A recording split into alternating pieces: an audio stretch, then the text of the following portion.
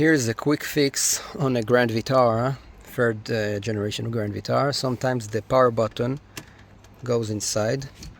So what you need to do, use a pry tool, move this trim piece a little bit out, this trim piece a little bit out, then pull the center one out.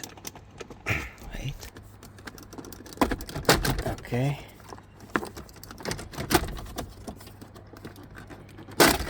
Okay. And then you have the button. And just slide the button in.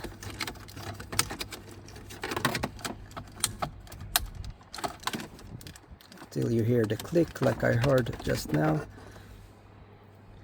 and return everything to place. Okay, good. Now this one first from the upper part.